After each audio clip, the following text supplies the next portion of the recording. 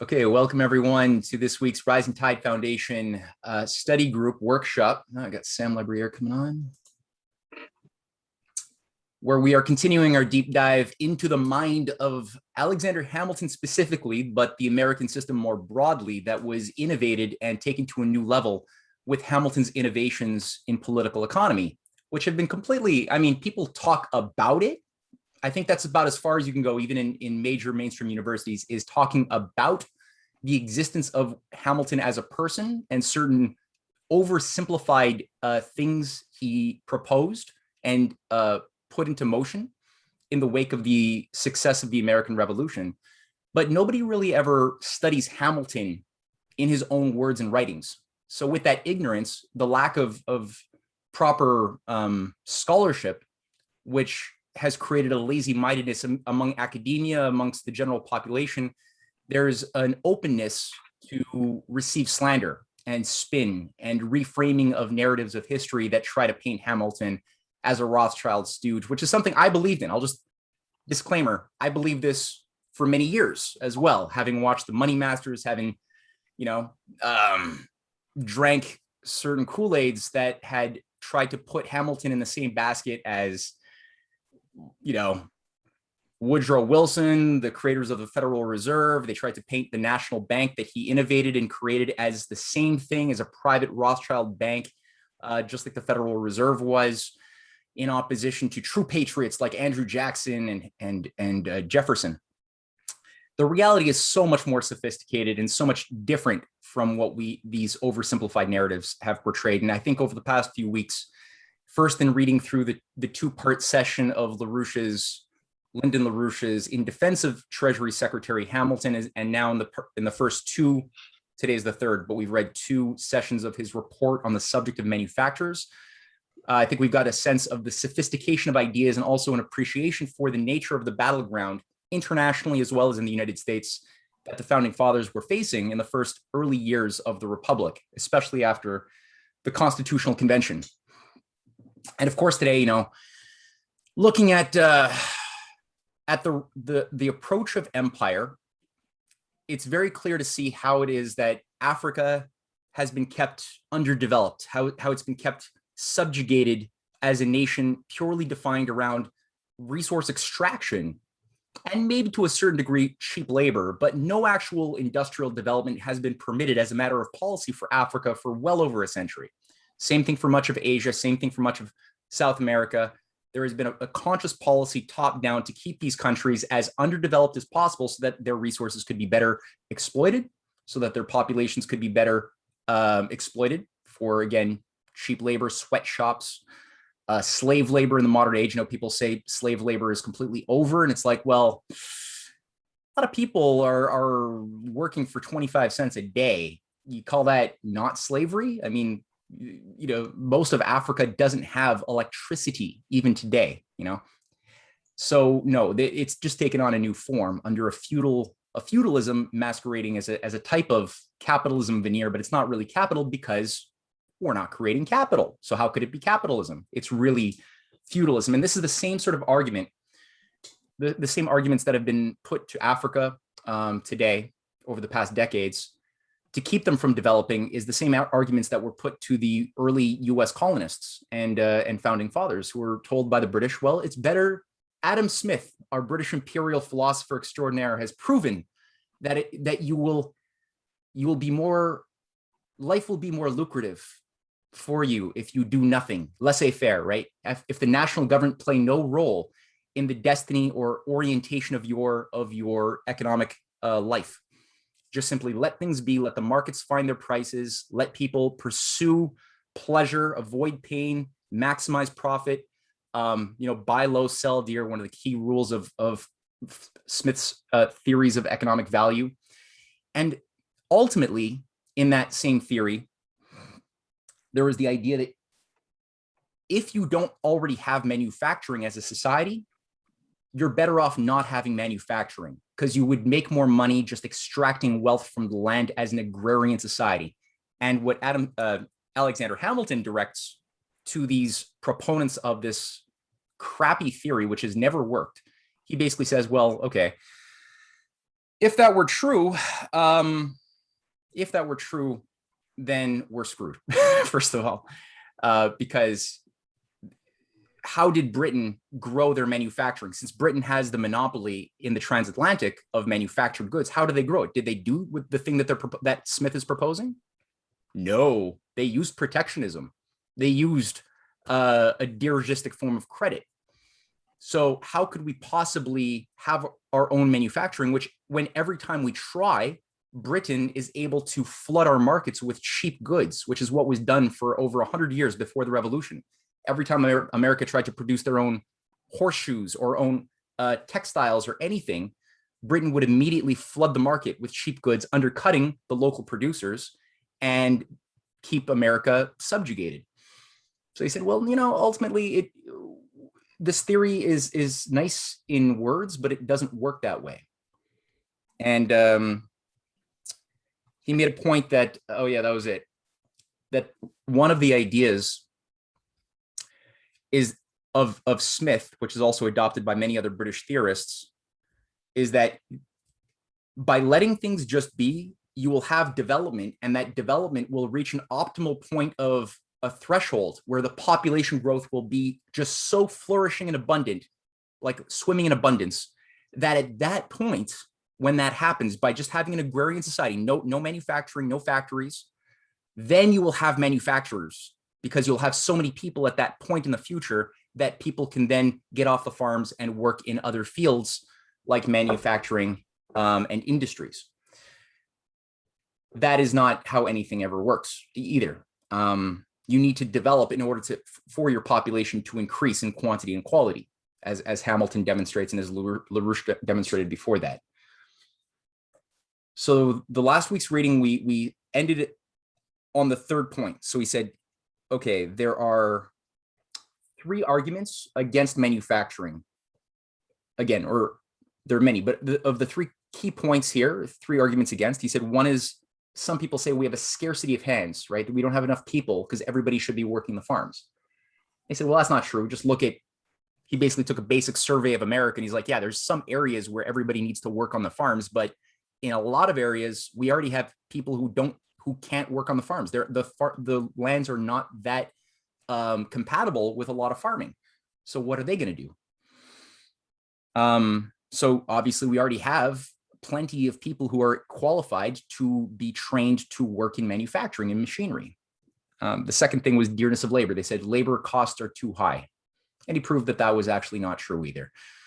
Because as you have people who produce more in machinery, the increased rates of production done by the machine, which can do the work of 100 human beings, decreases the cost of the product. It decreases the overhead costs of the entire system of production. So you're actually saving your costs by the increased cheapness of goods, which happens when you can produce things more effectively. Instead of one person just physically making a shoe by hand, then making another shoe, obviously the price of shoes are going to be much more expensive if you could only make 2 shoes a day versus 100 shoes a day with a machine. So he's like, there's an entire way of thinking that people are missing here. And the third thing is want of capital, which is where we ended last week. People say, oh, there's not enough capital to invest in machinery, right? We're already barely making by. We're still bankrupt from the American Revolution. We still haven't paid off our debts from the American Revolutionary Wars. So where's the money going to come from? Which is another argument that's been put to people today. You want to build high-speed rail in Canada or the United States? You want to build the Bering Strait Rail Tunnel? You want to build big water projects to green the deserts of California? Sounds nice. Where's the money going to come from, huh? And it's a real lack of creativity. It just shuts people's minds down because they're not aware of the system that Alexander Hamilton developed, and which has worked every single time it has been done, from Lincoln to FDR to today's Belt and Road Initiative. If you look at how it's being funded, it's the same principle. So that's where we ended. We didn't read more into it. So what I'll do is a little screen share. Where is it? I think this is it. Is this it? No, this is the wrong one. Sorry, forgive me.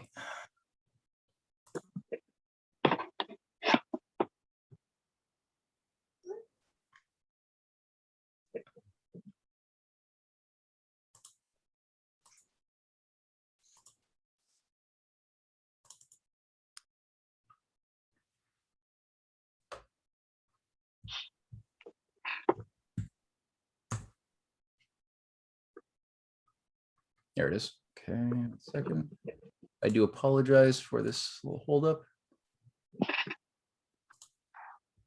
Okay. So, who would like to be today's reader?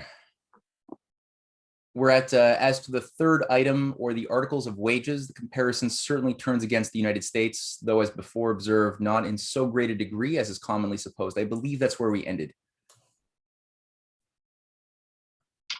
Matt, can you give the number of a nearby node? The nearby note? Yeah. What does the nearby note mean? Is there a node with the number there? 140, 142, 135? On the PDF, it's page 22 of 63. Okay. Of and the second document which Pascal sent out.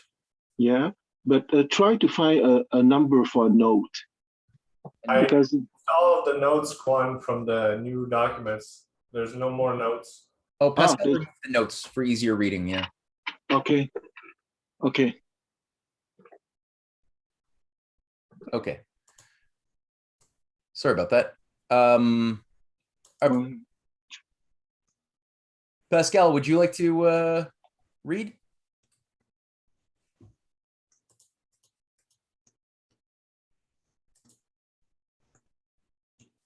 Pascal? Sure. Sorry, I was muted. Oh, okay. Yeah, sure. I can read a little bit. So the as to the third item, right? Can people hear Pascal? Okay.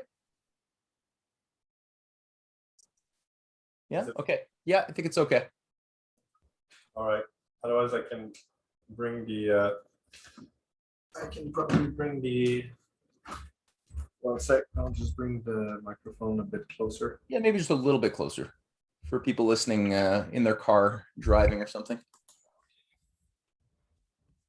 Oh, Susan, I just noticed Susan's message. Okay, Susan, I'm going to have you read in about an hour, okay?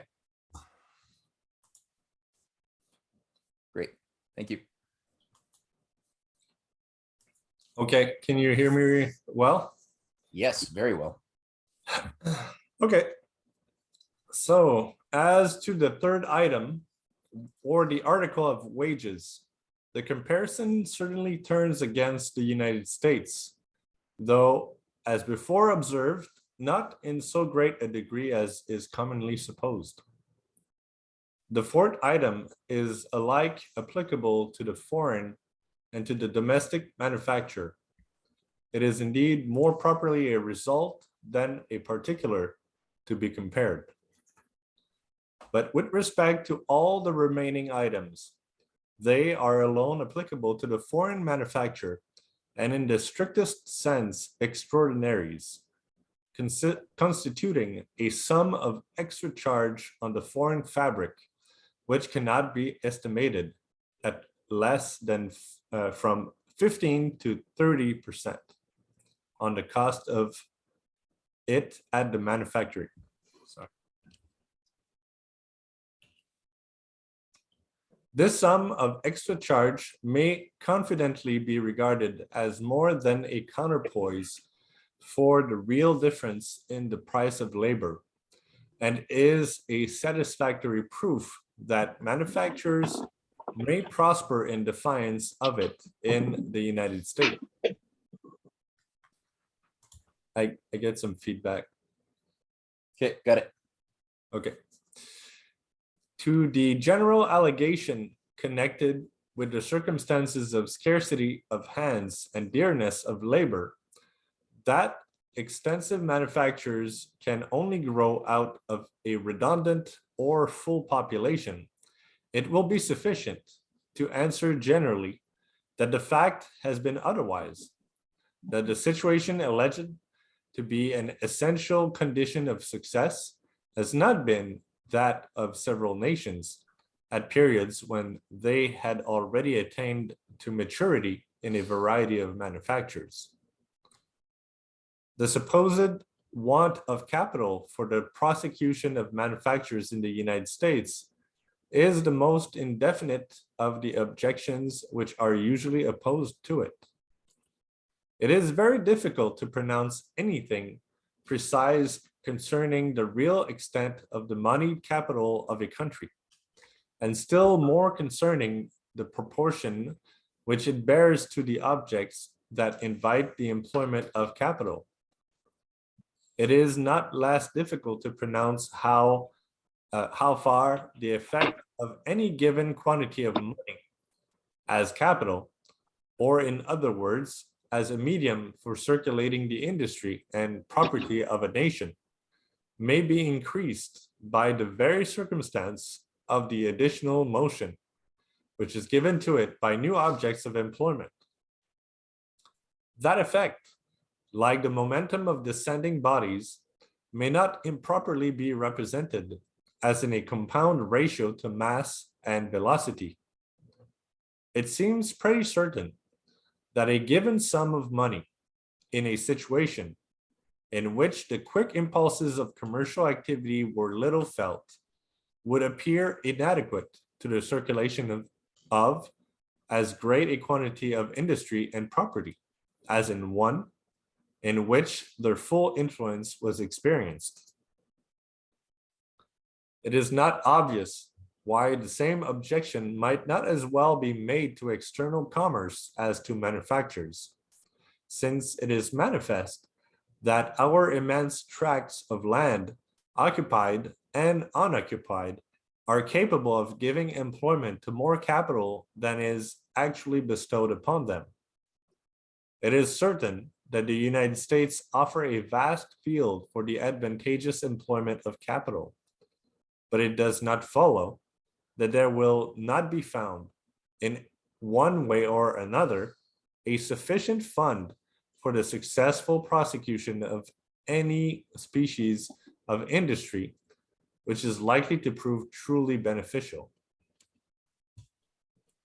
The following considerations are of a nature to remove all inquietude on the score of want of capital. The introduction of banks, as has been shown on another occasion, has a powerful tendency to extend the active capital of a country. Experience of the utility of these institutions is multiplying them in the United States. It is probable that they will be established wherever they can exist with advantage, and wherever they can be supported, if administered with prudence, they will add new energies to all pecuniary operations. So Pascal, just quick, at this point in 1791, when he's writing this, America still did not have a national bank in practice, right? They still had just local state banks all over the place with local currencies. Is that right? I think it's right. I think the report on the national bank had been approved, but I'm not sure that the bank was in use already at that point. I'm not sure. Okay. When exactly it was incorporated. Okay.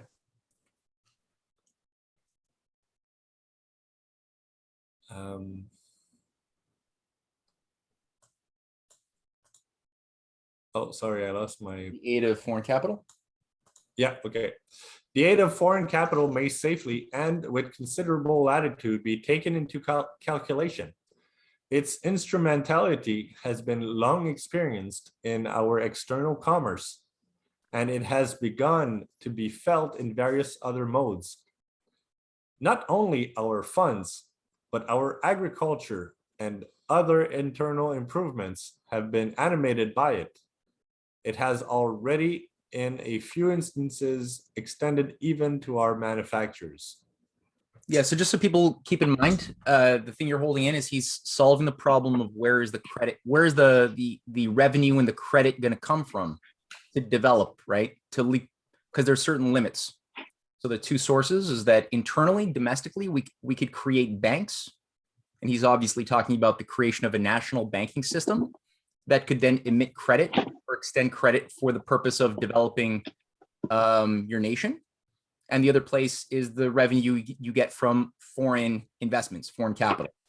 those are the sort of two places, and there's other ways to think about that, but those are like the two big ones, which every country then and now has to factor in.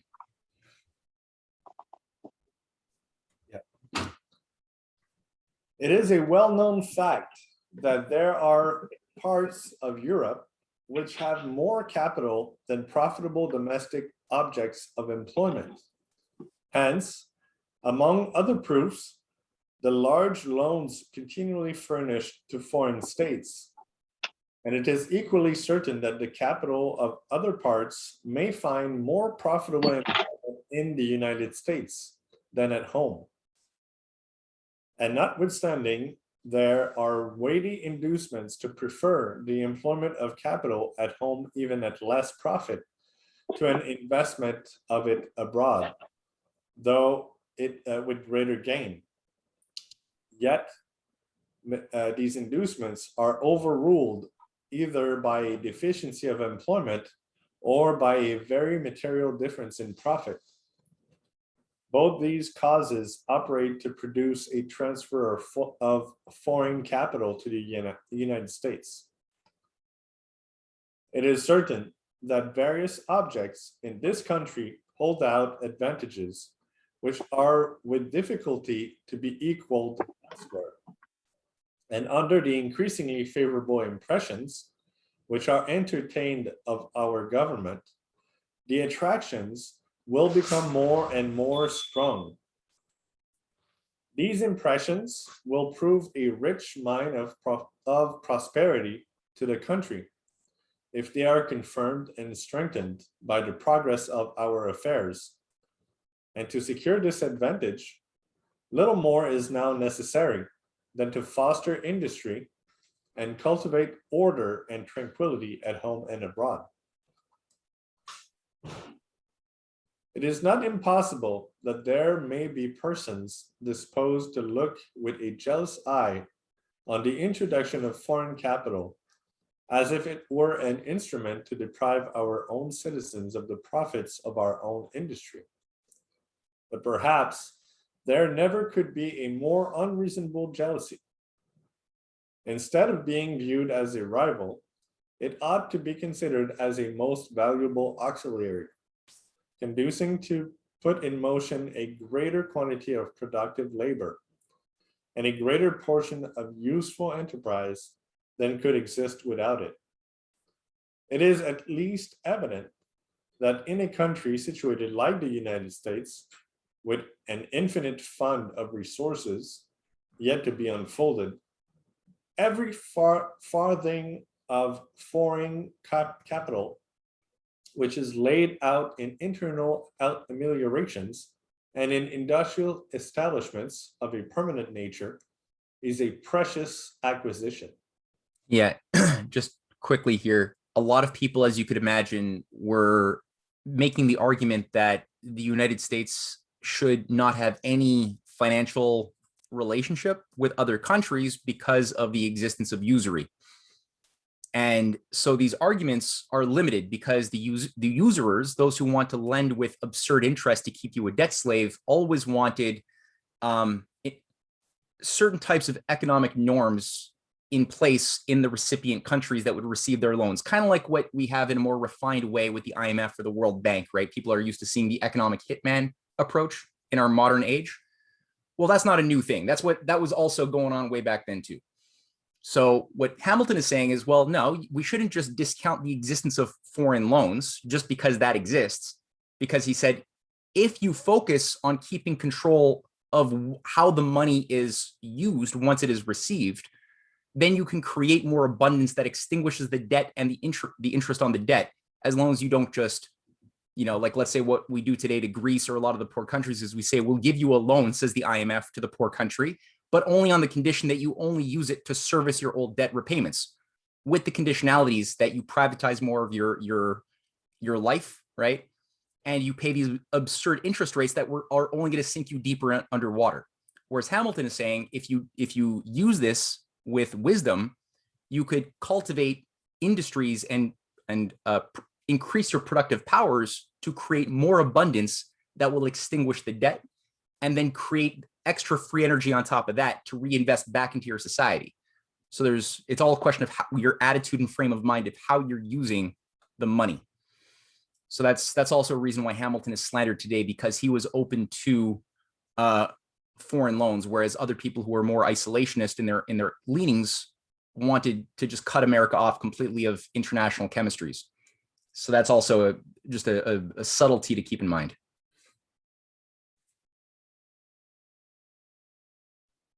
Mhm. And whatever be the objects which originally attract foreign capital, once introduced, it may be directed towards any purpose of beneficial exertion which is desired. And to detain it among us, there can be no expedient so effectual as to enlarge the sphere within which it may be usefully employed, though induced merely with views to speculations in the funds. It may afterwards be rendered subservient to the interests of agriculture, commerce, and manufactures.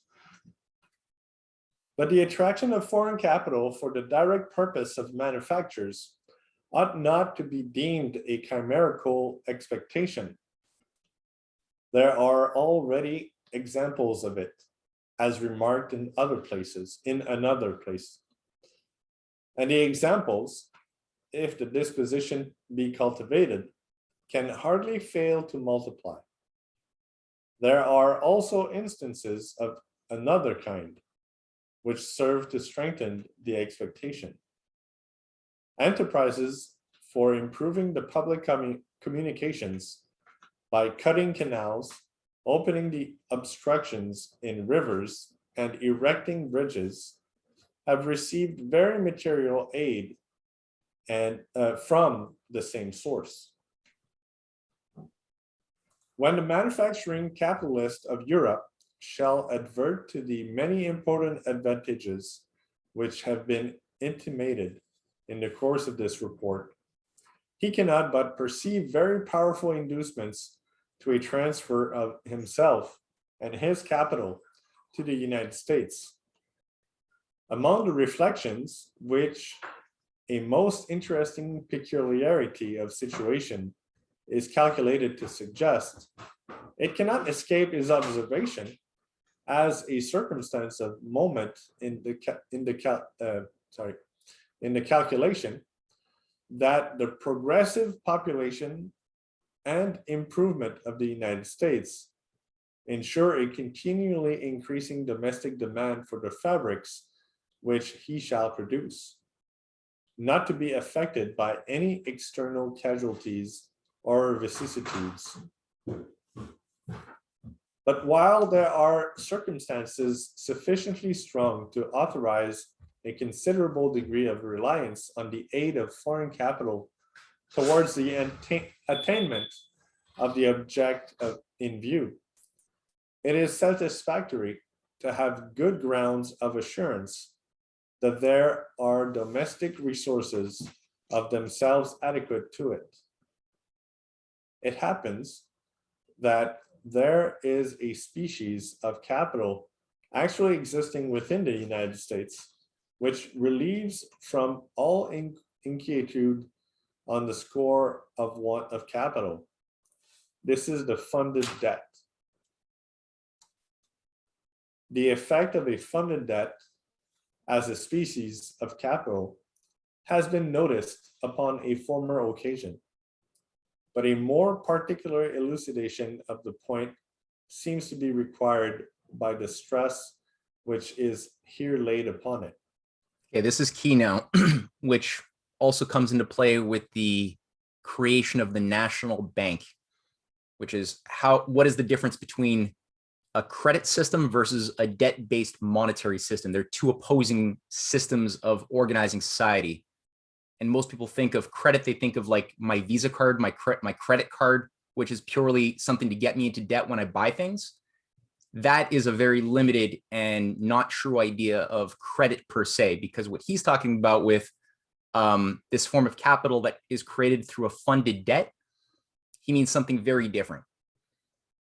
And we're gonna see more about that. But just to get across, this is a very important concept that comes into play a lot, even in Colbert's France before that, but it comes into more focus with Hamilton. So what is a good debt versus a slavery-based debt?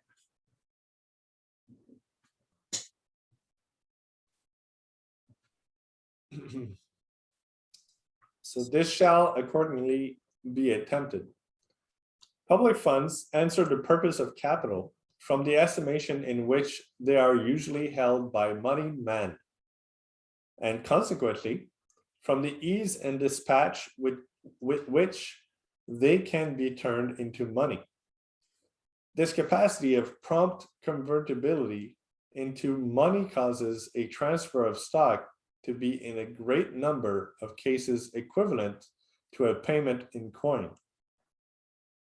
And where it does not happen to suit the party who is to receive to accept a transfer of stock, the party who is to pay is never at a loss to find elsewhere a purchaser of his stock, who will furnish him in lieu of it, with the coin of which he stands in need. Hence, in a sound and settled state of the public funds, a man possessed of a sum in them can embrace any scheme of business which offers with as much confidence as if he were possessed of an equal sum in coin. This operation of public funds as capital is too obvious to be denied, but it is objected to the idea of their operating as an augmentation of the capital of the community, that they serve to occasion the destruction of some other capital to an equal amount.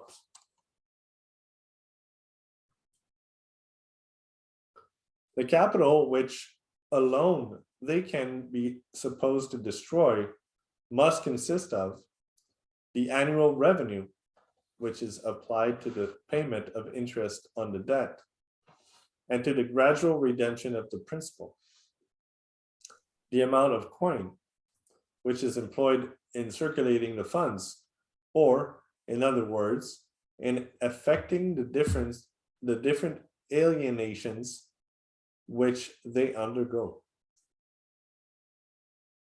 But the following appears to be the true and accurate view of this matter.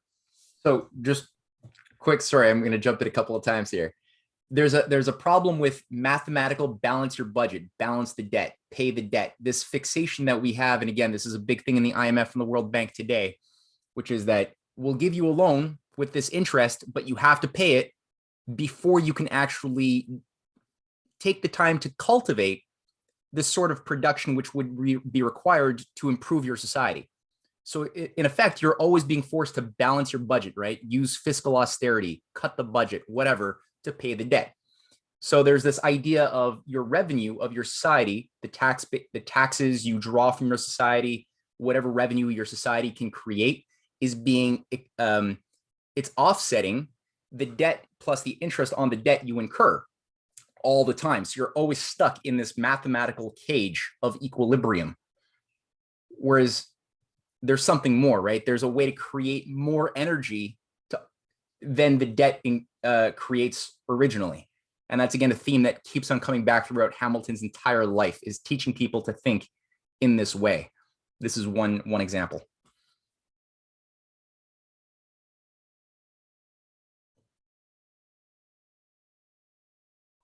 All right.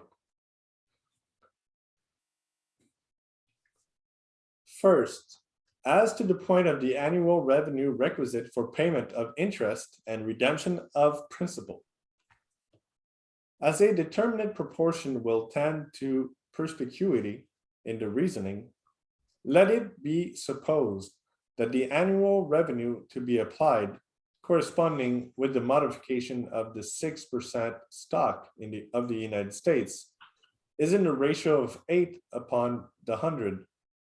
That is, in the first instance, 6 on account of interest and 2 on account of principal. Thus far, it is evident that the capital destroyed to the capital created would bear no greater proportion than 8 to 100. There would be withdrawn from the total mass of other capitals a sum of $8 to be paid to the public creditor, while he would be possessed of a sum of $100 ready to be applied to any purpose, to be embarked in any enterprise which might appear to him eligible. Here, then, the augmentation of capital, or the excess of that which is produced, beyond that which is destroyed, is equal to $92. To this conclusion, it may be objected that the sum of $8 is to be withdrawn annually until the whole 100 is extinguished. And it may be inferred that in process of time, a capital will be destroyed equal to that which is at first created. Do you guys see what he's saying? Right. Okay, so theoretical type of debt, it's a thought experiment. It's like, let's say it was 6% of the stock of the United States. That was a debt that was incurred plus 2% interest on that debt. How would that extinguish itself? And so he's working through just a thought experiment. It's not something that the US necessarily did in that form.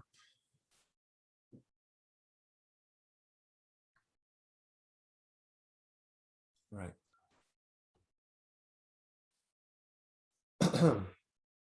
But it is nevertheless true that during the whole of the interval between the creation of the capital of $100 and its reduction to a sum not greater than that of the annual revenue appropriated to its redemption, there will be a greater active capital in existence than if no debt had been contracted.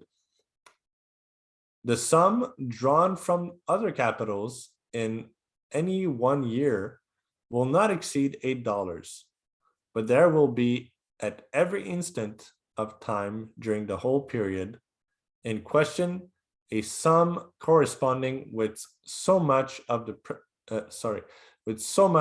principal as remains unredeemed in the hands of some person or other employed or ready to be employed in some profitable undertaking. There will therefore constantly be more capital in capacity to be employed than capital taken from employment. The excess for the first year has been stated to be $92. It will diminish yearly, but there always will be an excess until the principal of the debt is brought to a level with the redeeming annuity. That is, in the case which has been assumed by way of example, to $8. The reality of this excess becomes palpable if it be supposed as often happens that the citizens of a foreign country imports into the United States $100 for the purchase of an equal sum of public debt. Here is an absolute augmentation of the mass of circulating coin to the extent of $100. At the end of a year, the foreigner is presumed to draw back $8 on account of his principal and interest, but he still leaves 92 of his original deposit in circulation, as he, in like manner, leaves 84 at the end of the second year, drawing back then also the annuity of $8. And thus the matter proceeds. The capital left in circulating diminishing each year and coming nearer to the level of the annuity drawn back.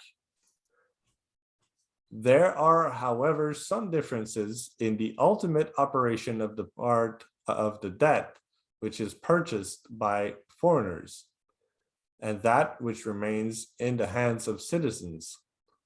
But the general effect in each case, though in different degrees, is to add to the active capital of the country.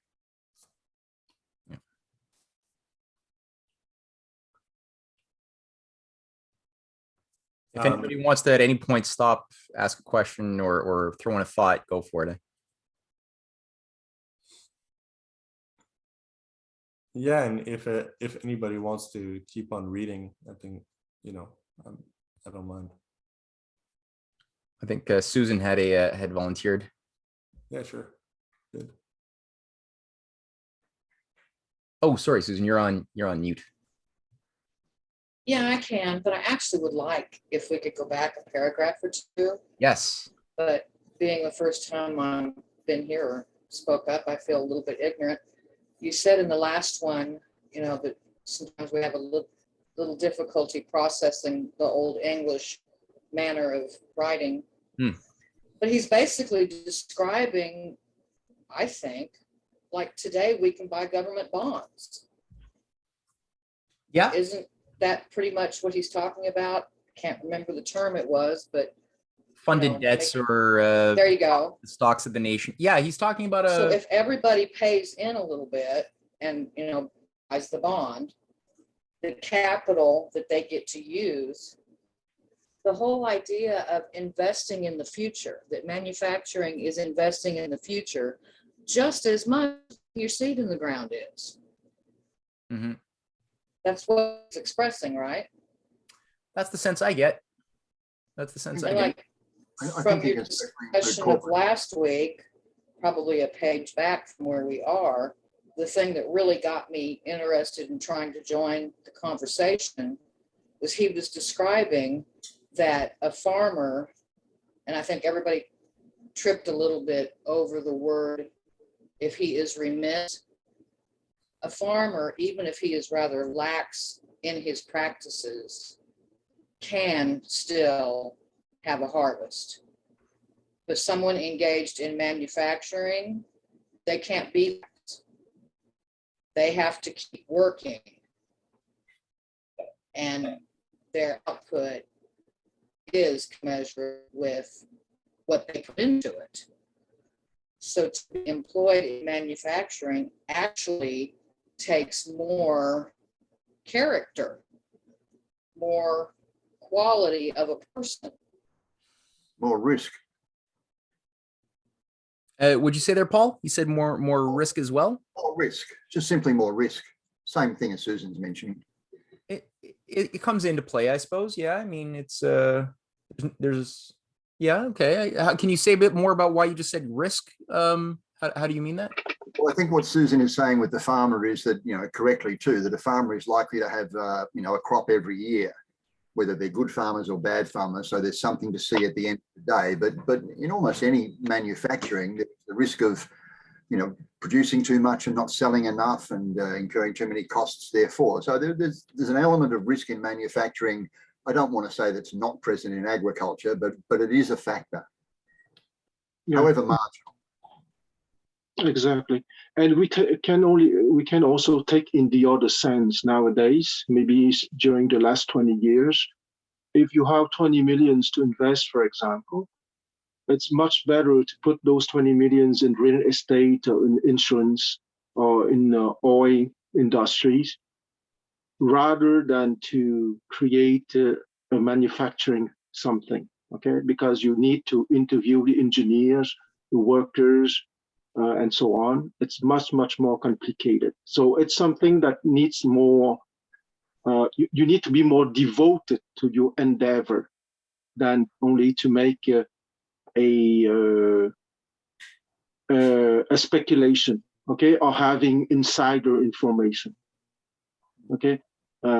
Especially if you're of the plutocratic class, or even not plutocratic class, but just under that, it's much easier to make money than to be in true industrial endeavor. Because it seems like so much of what I've been Sorry, Susan, go for it first, and then Paul. What? Seems like so much of what I've been learning since I started listening to you, Matt, is the different philosophies and systems of thought that encourage the growth of the human being, of the human character. And in these dialogues where they were talking about that just farming, just an agrarian society is a much more noble pursuit, he has brought out this other point, that to encourage the growth of manufacturing actually is encouraging the growth of character. It's one of the things that is elevating mankind instead of just being tied to the ground. Yes, farming lifestyle is a noble pursuit. Manufacturing can be just as noble. Well, yeah, and then and just as profitable.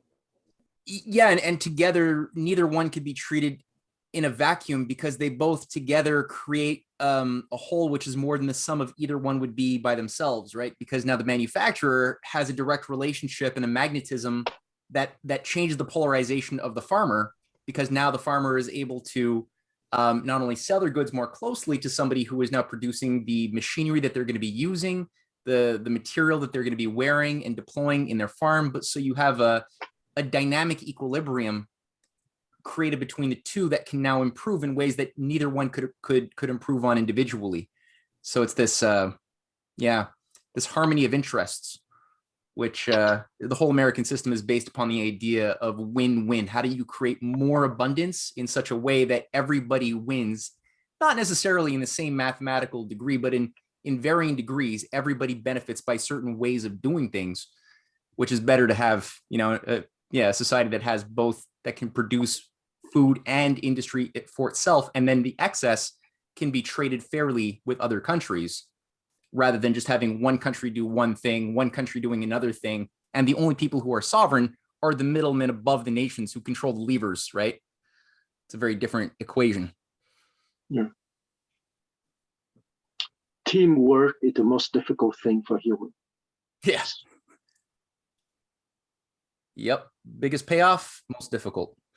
Yeah. And yet the most easy. When you look at even babies, you put little babies together before they can grow prejudices and stuff, and it doesn't matter. They'll just naturally play with each other.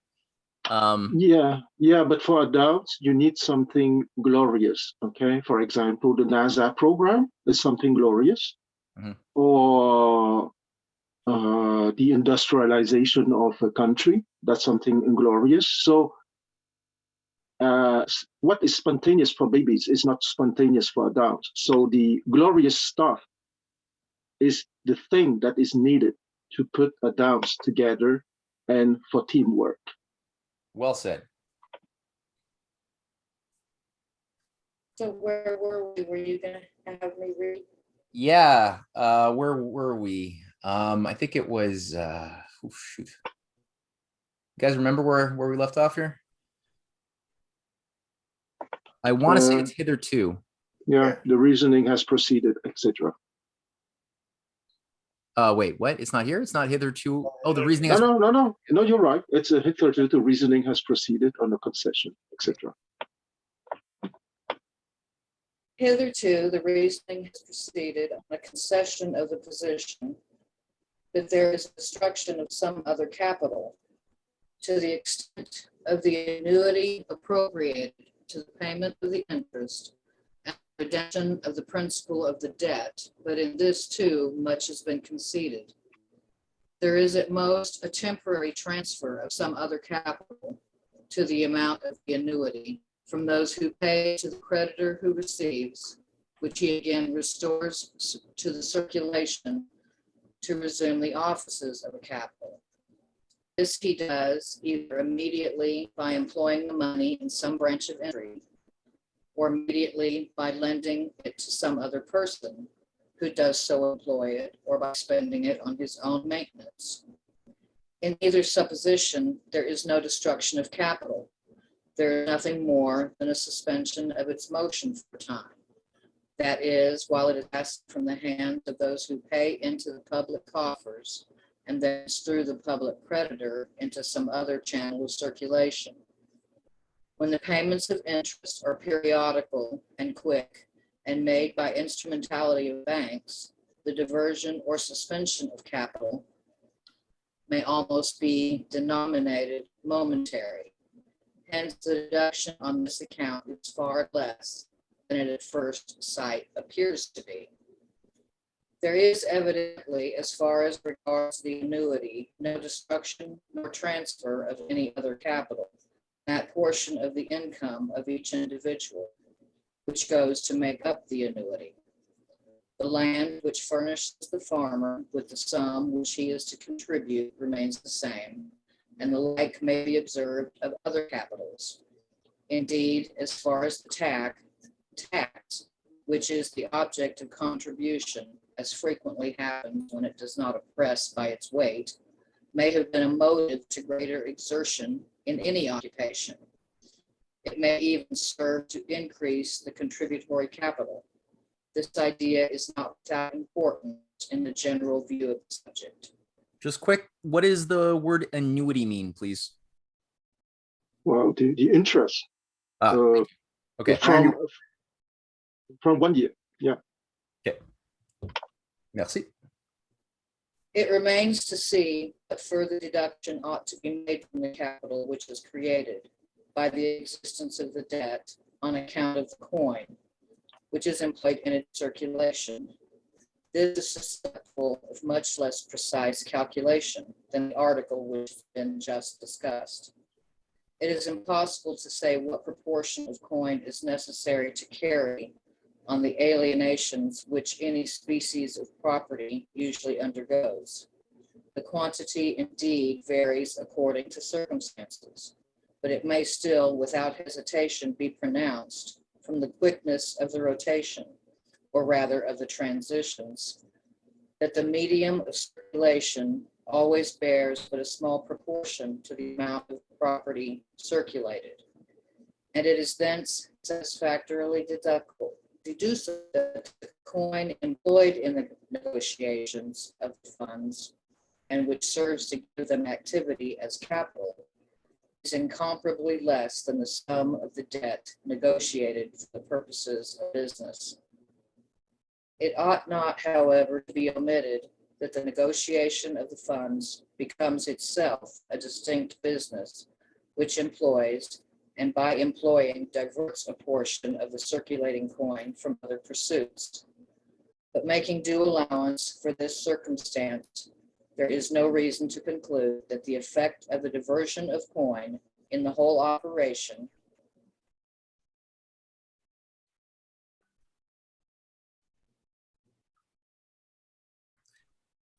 I think we might have lost Susan.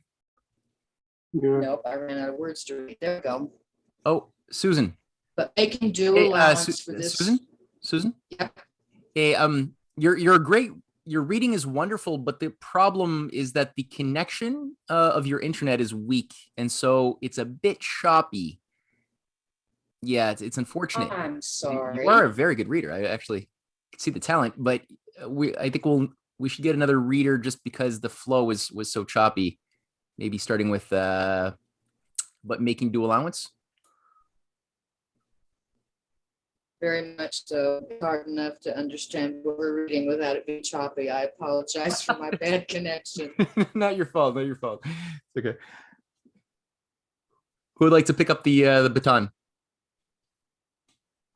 And somebody made a point in the comments, Jolie, that these ideas remind her of Vernadsky. I'm going to say a few words on that, but that's a very astute observation. Me too. There's a Vernadskyan way of thinking about this whole process, which we'll say more about in the conversation afterwards. Who said they wanted to go? I'll always volunteer, Matthew. Sure. When somebody else wants to do it, I don't want to be the designated reader every week, but I'll always volunteer if you need a reader. I can jump in. Oh, Razor's going to try. All right. Where's the pickup? Let's go with but making due allowances in this case. But making due allowance for the circumstance, there is no reason to conclude that the effect of the diversion of coin in the whole operation bears any considerable proportion to the amount of the capital to which it gives activity. The sum of the debt in circulation is continually at the command of any useful enterprise. The coin itself, which circulates it, is never more than momentarily suspended from its ordinary functions. It experiences an incessant and rapid flux and reflux to and from the channels of industry to those of speculations in the funds. There are strong circumstances in confirmation of this theory.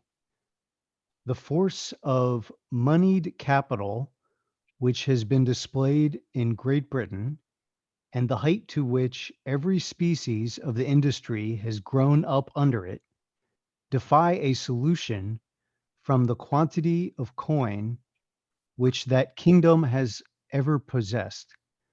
Accordingly, it has been coeval. I don't know what that No, me means. neither. With its funding system. I think it means exists together. Oh, okay. All right. The prevailing opinion of the men of business. It has been coeval with its funding system, the prevailing opinion of the men of business, and of the generality of the most sagacious theorists of that country, that the operation of the public funds as capital has contributed to the effect in question. Among ourselves, appearances thus far favor the same conclusion. Industry in general seems to have been reanimated. There are symptoms indicating an extension of our commerce. Our navigation has certainly of late had a considerable spring, and there appears to be in many parts of the Union a command of capital, which till lately, since the Revolution at least, was unknown.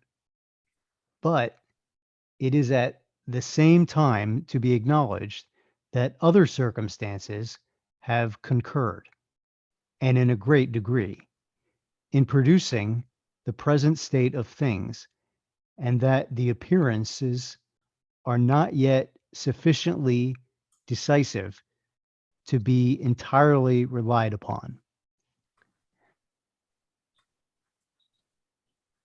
In the question under discussion, it is important to distinguish between an absolute increase of capital or an accession of real wealth and an artificial increase of capital as an engine of business or as an instrument of industry and commerce. In the first sense, a funded debt has no pretensions to being deemed an increase of capital. In the last, it has pretensions which are not easy to be controverted. Of a similar nature is bank credit in an inferior degree, every species of private credit. But though a funded debt is not in the first instance an absolute increase of capital or an augmentation of real wealth, yet by serving as a new power in the operation of industry, it has within certain bounds a tendency to increase the real wealth of a community. In like manner as money borrowed by a thrifty farmer to be laid out in the improvement of his farm may, in the end, add to his stock of real riches. There are respectable individuals who, from a just aversion, to an accumulation of public debt, are unwilling to concede to it any kind of utility, who can discern no good to alleviate the ill with which they suppose it pregnant, who cannot be persuaded that it ought in any sense to be viewed as an increase of capital, lest it should be inferred that no more debt, the more capital. That the more That debt, no the more more debt, capital. yeah, that the more debt, the more capital. The greater the burthens, the greater the blessings of the community. Yeah, But so it's still, that's yeah, pretty clear, right? What he's getting at here regarding those who say no, a funded debt is a bad thing no matter what, and they can't conceptualize how it could also be a good thing if you do things differently. Is that you guys having a? It's pretty clearly communicated. I'm not sure how it's different though. Why is the question? Yeah. Okay. So obviously, debt can be inflationary, right? Like we see the example of printing money out of thin air to bail out Wall Street banks. That's a bad type of public debt. I think we can all agree that will be inflationary, right? We're all on board with that. Yep. Okay. Now let's say you were to take out the debt, and instead of printing the money to bail out a bunch of bankrupt Wall Street banks that are useless already, but you were to instead invest in providing for increased agricultural output, right? Providing funding to farms and other things that increase your national production. Well, that's a different kind of debt. Qualitatively, it's now increasing the productive usefulness of your society. So it's different. It's physical. It's Yeah, part of the physical economy like LaRouche talked about. exactly. And it's thus anti-inflationary because you're going to be producing more. The buying power of the dollar will increase. So you could have more money in circulation based on that debt that you incurred. But at the same time, your whole society is so much better and more productive that the buying power of each of those dollars is now increased. So your inflation factor has actually decreased by the increase of the debt. Because you're in a different, it's a totally different world that you're swimming in now. Is that the same as credit though? Because okay. Yeah, So we're, right into that. Yeah. Another they say- historical example here is post-Second World War, post the Depression and the Keynesian approach, which was exactly that: increase the level of government spending, and provided you can put that money to productive use and make sure that you're not overburdened by the the interest payments, etc., you're going to see an increase in the wealth of the community. And to a large degree, in some countries at least, that worked post the Depression. Oh yeah, sorry, go on. Quan, go for it. Okay, probably we are going to say the same thing, but there's a small difference which makes the big difference between Keynes and this approach that I would call LaRouchian. Okay, in the case of LaRouche, he wanted people to increase their epistemological capacities, meaning that the money there or the government spendings is only to unite people around a common project, that they would be more devoted to that common project. I'm sorry, I want again to mention China. I know I'm a bit obsessed by that country, but the big project of China now is to industrialize China. Okay, so it's not only the question of increasing the material prospect of the Chinese, but it increased a lot their intellectual, emotional, and epistemological capacities, and that is the true wealth. Because we hope that this generation will transmit that epistemological attitude that, inspired by Plato, I call the democratic and the aristocratic man, meaning man motivated by creativity, discovery, and playful exploration. Okay, and that is the true wealth. And the money is only because the government, being what it is, the government is capable to take more risk than big companies or individuals. And it's there that there is a certain resemblance with the approach by Keynes. But Keynes did not take into account the epistemological development, which is the central stuff. Yeah. He also denied my comment is in no way in support of John Maynard Keynes, by the way. Yeah, we won't stick it on that. But yeah, that's great exposition, Quan. That's the key point. Yeah, that's key. I can quote an example of that, Quan, directly from Australia, which is a slightly later time period than the Great Depression. But post the Second World War in Australia, when we had a massive increase in immigration, most of which came from Mediterranean countries, Greece, Italy, but also the Netherlands, Holland, Germans, Austrians, or whatever. Many of them were put to work in probably at the time was the world's biggest engineering thing, something called the Snowy Mountains Hydro Scheme, which was the harnessing of the Snowy River and turning it into a hydroelectric scheme. Now, what you're saying about the epistemological or I'll simply call that the improvement in general conditions within a community, if you like.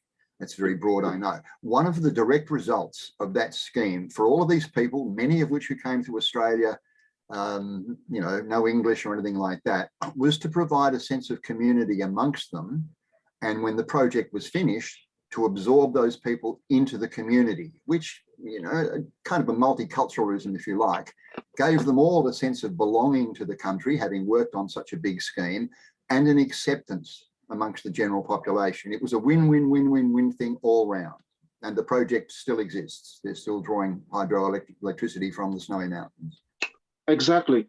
And that's what I call the glorious stuff that is the glue needed to put a dance together, since we are not babies. And to be together is not spontaneous for us as for babies. Well, Matthew has laboured this point in many presentations that I've seen that, had FDR lived and everything like that, there were all of these projects on the books globally to do exactly the same kind of thing, in Africa, in China, in various parts of the world that sadly never came to fruition. But the Australian example is one that did come to fruition, and it really was a positive experience for everybody. Yeah. Yeah, and let's not forget that the glorious project on this planet for now is called the Band and Road Initiative. Mm-hmm. Yeah, it's the close. Yes, that's the only real living expression of this thing anywhere in the world today. Yeah, that's true.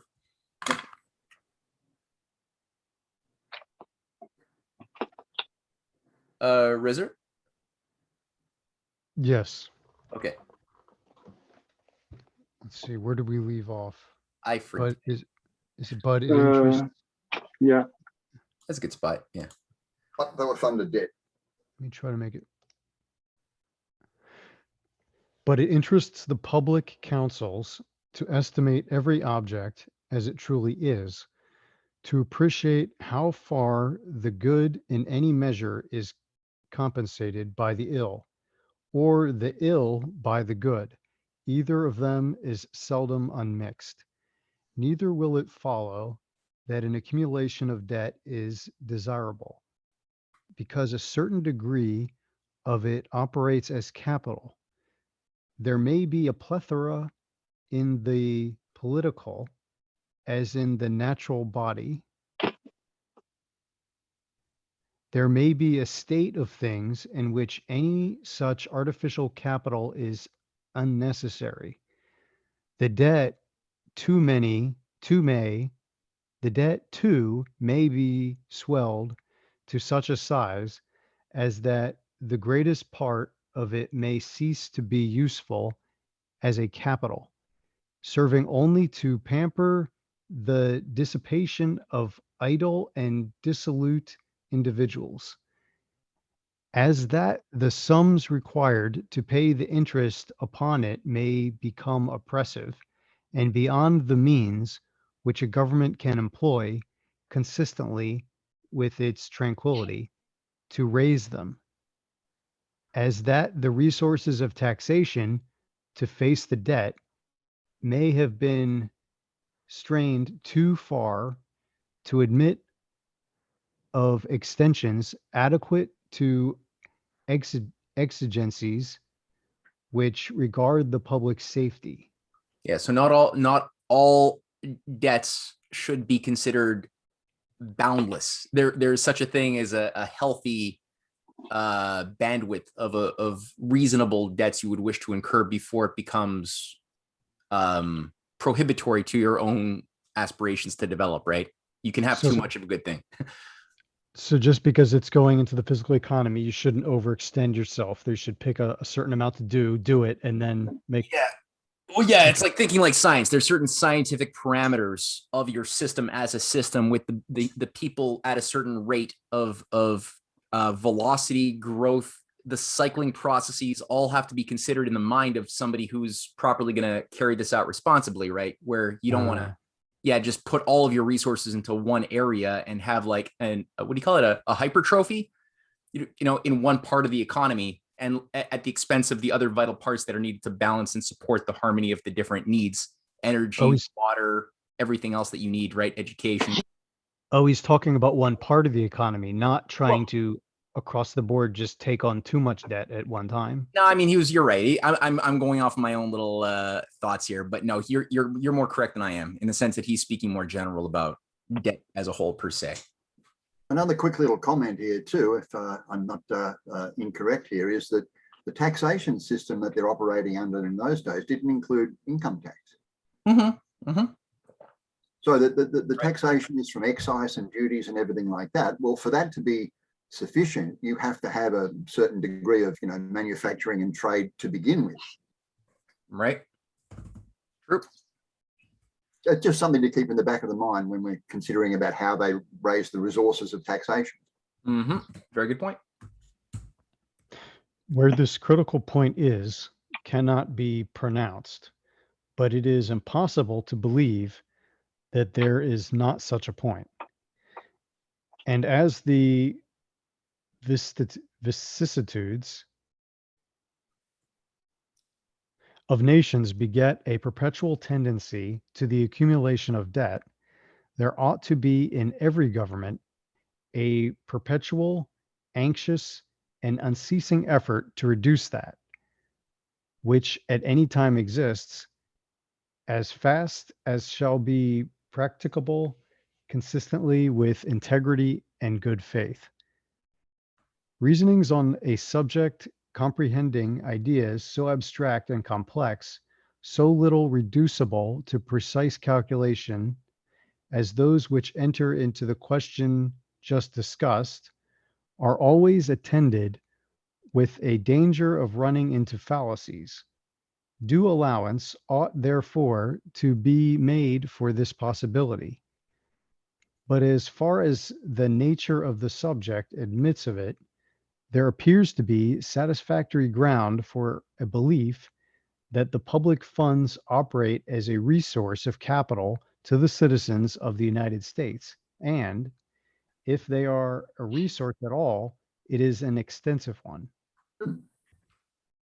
To all the arguments which are brought to evince the impracticability,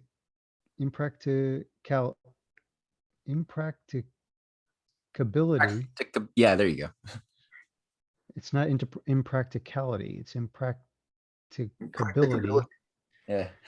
of success in manufacturing establishments in the United States, it might have been a sufficient answer to have referred to the experience of what has been already done.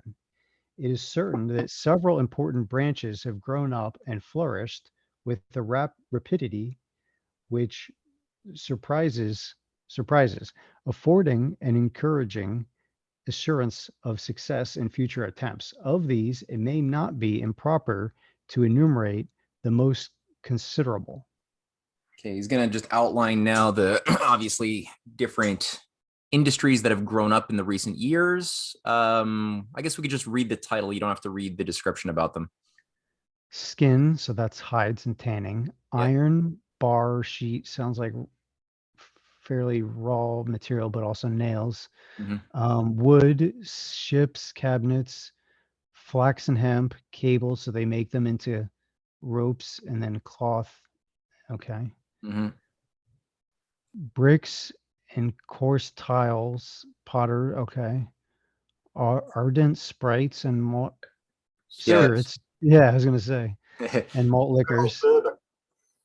Never heard of sprites before, but I know what spirits are.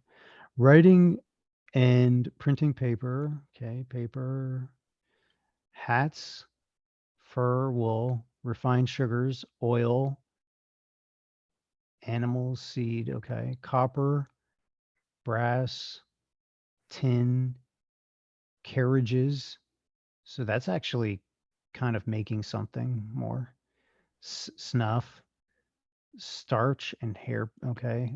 Lamp black and gunpowder. So Mhm.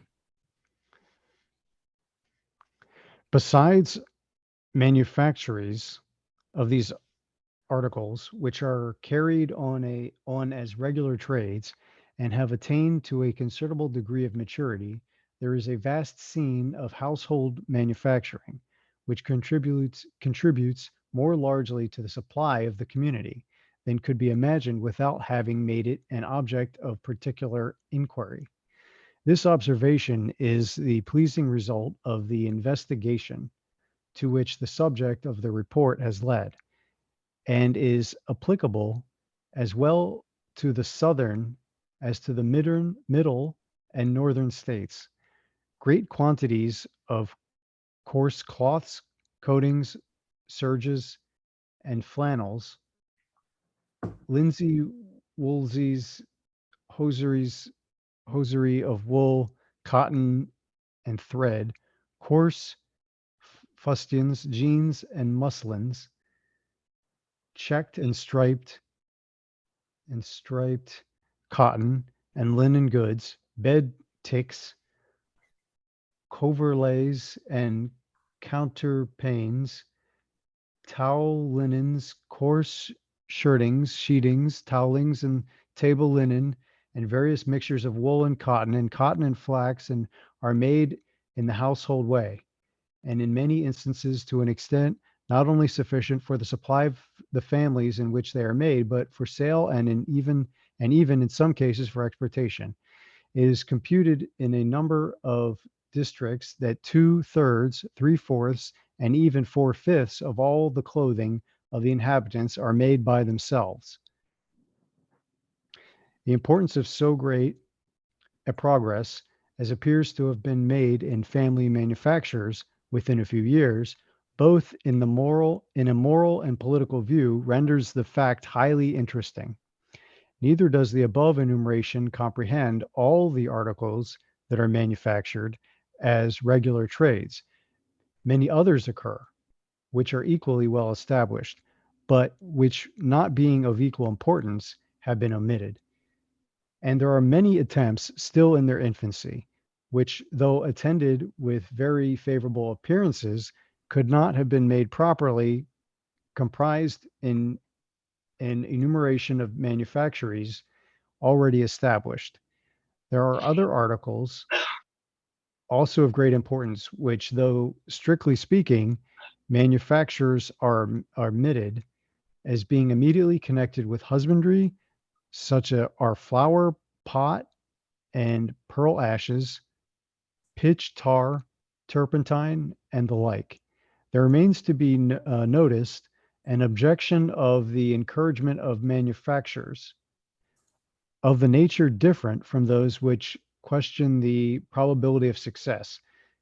This is derived from its supposed tendency to give a monopoly of advantages to particular classes at the expense of the rest of the community, who, it is affirmed, would be able to procure the requisite supplies of manufactured articles on better terms from foreigners than from their own citizens, and who it is alleged are reduced to a necessity of paying an enhanced price for whatever they want by every measure which obstructs the free competition of foreign commodities. It is not an unreasonable supposition that measures which serve to abridge the free competition of foreign articles have a tendency to occasion an enhancement of prices, and it is not to be denied that such the efficient in number of cases so, is not to be denied that such is the effect in a number of cases, but the fact does not uniformly correspond with the theory. A reduction of prices has in several instances immediately succeeded the establishment of a domestic manufacturer, whether it be that foreign manufacturers endeavor to supplant by underselling our own, or whatever else be the cause, the effect has been such as is stated, and the reverse of what might have been expected.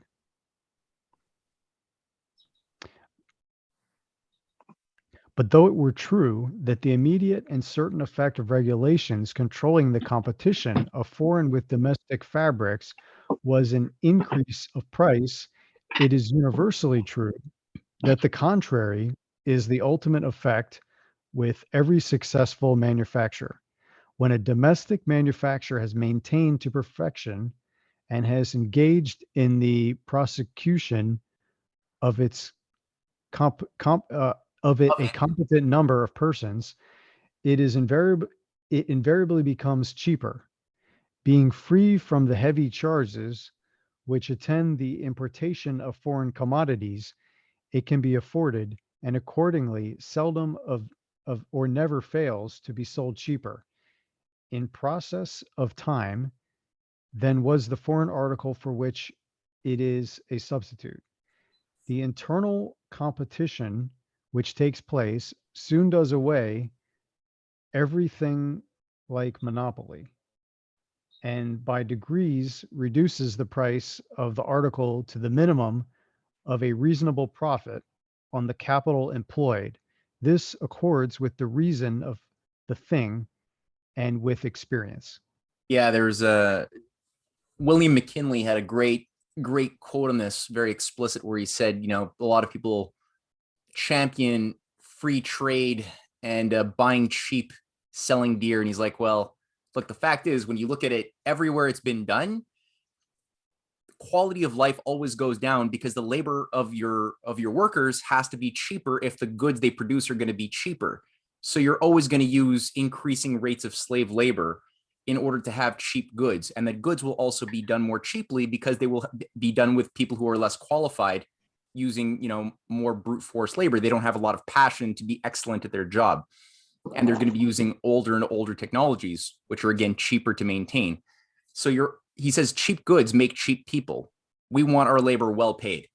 And of course, it's a small sacrifice when you have no industries and you want to have a protective tariff or something that will favor the growth of local goods when you're competing with very matured industrial competition overseas that could, you know, undercut your market. They're already very advanced in their, let's say Britain in this case is more advanced in their industrial production. They produce things cheaper, so they could flood your markets with cheap crap and destroy your local blossoming labor force. So you need protective tariffs so that it's cheaper to buy local. And again, it's a sacrifice you take in the moment, but after it's not forever, because as it blossoms, it takes on a life of its own. And of course, you're going to get better at it, right? And you'll produce it in time. It'll become more and more cheaper to produce those things that at first were more expensive. Naturally, this happens every single thing we could think of has operated this way. Computers used to be tens of thousands. A USB in the 1980s was like this big, you know, like, and it's like a big thing, and it was like $20,000 to carry the type of memory we now hold on a cheap USB you buy at the dollar store. So it's yeah, it's pretty clear. You just have to have a bit of patience, and a lot of people don't want to have that patience. They want everything cheap right now for their Dollaramas. So you got to get over that.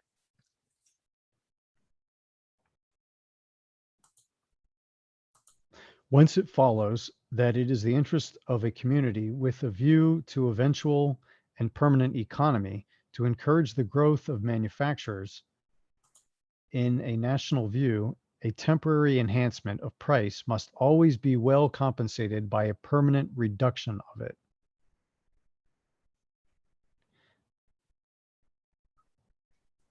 It is a reflection which may be propriety, which may with propriety be indulged here, that this eventual diminution of the prices of manufactured articles which is the result of internal manufacturing establishments, has a direct and very important tendency to benefit agriculture. It enables the farmer to procure with a smaller quantity of his labor the manufactured produce of which he stands in need, and consequently increases the value of his income and property. The objections which are commonly made to the expediency of encouraging and to the probability of succeeding in manufacturing pursuits in the United States having now been discussed, the considerations which have appeared in the course of the discussion recommending that species of industry to the patronage of the government will be materially strengthened by a few general and some particular topics which have been naturally reserved for subsequent notice. What do we think? It's 9:30 Eastern time. Do we want to just push on a little bit more, or do we want to just break away for a little bit of final conversation before closing it out for tonight? I mean, I'd be okay with closing it out. Okay, I'm just looking here. Okay, it says 1/3 circumstance. Okay, here, let's go to here from the prosperity of nations. So he's going to go through these 3 or 4 circumstances, and then we'll end it there and just chat a bit. Yeah, so let's do the few general, some peculiar topics, particular topics. So one more page. There seems to be a moral certainty. Mm-hmm. Right there. There seems to be moral certainty that the trade of a country which is both manufacturing and agricultural will be more lucrative and prosperous than that of a country which is merely agricultural. One reason for this is found in that general effort of nations, which has been already mentioned, to procure from their own soils the articles of prime necessity requisite to their own consumption and use, and which serves to render their demand for a foreign supply of such articles in a great degree occasional and contingent. Hence, while the necessities of nations exclusively devoted to agriculture for the fabrics of manufacturing states are constant and regular, the wants of the latter for the products of the former are liable to very considerable fluctuations and interpretations. The great inequalities resulting from difference of seasons have been elsewhere remarked. This uniformity of demand on one side and unsteadiness of it on the other must necessarily have a tendency to cause the general course of the exchange of commodities between the parties to turn to the disadvantage of the merely agricultural states. Peculiarity of a situation, a climate and soil adapted to the production of peculiar commodities may sometimes contradict the rule, but there is every reason to believe that it will be found in the main a just one. Right. So you just can't produce agriculture in winter times, right? Sometimes you have floods, whatever. There's so many things, droughts that will disrupt the flow of your agricultural production. And sometimes on the international markets, there's a glut where many countries producing agriculture create a situation where there's more than is needed internationally. So there's a lot more uncertainty in that sense and less control over your rates of production. Whereas with industry, you have much more control. You know, you could still produce in winter as much as in summer, daylight and nighttime. So there's more, just more sovereignty of direction. Another circumstance which gives a superiority of commercial advantages to states that manufacture as well as cultivate consists in the more numerous attractions which a more diversified market offers to foreign customers and greater scope which it affords to mercantile enterprise. It is a position of indisputable truth in commerce, depending too on very obvious reasons, that the greatest resort will ever be to those marts where commodities, while equally abundant, are most various. Each difference of kind holds out an additional inducement. and it is a position not less clear that the field of enterprise must be enlarged to the merchants of a country, in proportion to the variety as well as the abundance of commodities which they find at home for exportation to foreign markets. A third circumstance, perhaps not inferior to either of the other two, conferring the superiority which has been stated, has relation to the stagnations of demand for certain commodities which at some time or other interfere more or less with the sale of all. The nation which can bring to market but few articles is likely to be more quickly and sensibly affected by such stagnations than one which is always possessed of a great variety of commodities. The former frequently finds too great a proportion of its stock of materials for sale or exchange lying on hand, or is obligated to make injurious sacrifices to supply its wants of foreign articles, which are numerous and urgent, in proportion to the smallness of the number of its own. The latter commonly finds itself indemnified by the high prices of some articles for the low prices of others, and the prompt and advantageous sale of those articles which are in demand enables its merchant the better to wait for a favorable change in respect to those which are not. There is ground to believe that a difference of situation in this particular has immensely different effects upon the wealth and prosperity of nations. From these Yeah, one more paragraph. From these circumstances collectively, two important inferences can be drawn. One, that there is always a higher probability of favorable balance of trade in regard to countries in which manufactures founded on the basis of a thriving agricultural flourish than in regard to those which are confined wholly or almost wholly to agriculture. The other, which is also a consequence of the first, that countries of the former description are likely to possess more pecuniary wealth or money than those of the latter. All right. Yeah, I think that's good. That's a good place to end for tonight.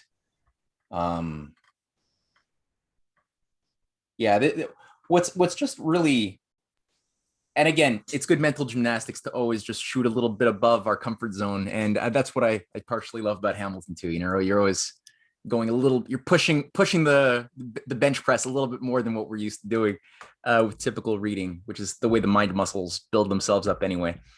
But it's a very common sense approach to thinking about managing an economy. It's just a lot of these elementary concepts have been removed from our school experience. You know, you could introduce kids to a lot of these basic lessons at an early age if it's done right. Obviously, maybe not reading Hamilton per se, but these are very accessible concepts. So a lot of us, we've just had those opportunities missed by virtue of the type of structure we're living under. But it's really good. It's really good to do this. And you start to appreciate what was it that Lincoln was doing a lot more. You could sort of interpret what were the actions and the thinking behind the greenbacks when they were unleashed as a form of treasury-based public debts that were invested in by the people, as well as the credit of the government for the purpose of increasing the productive powers of the nation during a civil war. And then it was intended to be the forever new system, but unfortunately was sabotaged soon after Lincoln was killed. But you can then also appreciate more what FDR was doing, what was funding the Reconstruction, or how was the Reconstruction Finance Corporation operating like a national bank for the purpose of increasing the manufacturing of the nation as a whole. It's, you know, all of these things become much more clear.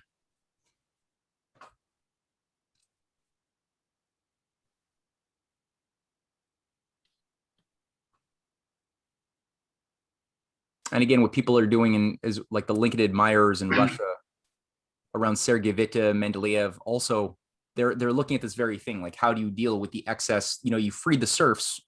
Now what? What do you do with these 25 million serfs you've just liberated? They're people who don't have skills, right? You don't have an economy wired to put them into, they're kind of like useless eaters. So how do you transform these people qualitatively to become useful creators? And that requires that these people develop aptitudes, capacities, learning to do things themselves, not just farming, but also have training to have industry. And that was the big fight throughout the end of the 19th century, which was unfortunately disrupted by some early color revolutionary efforts, both from within Russia and abroad. But that's what's been, you know, the whole fight of the 20th century.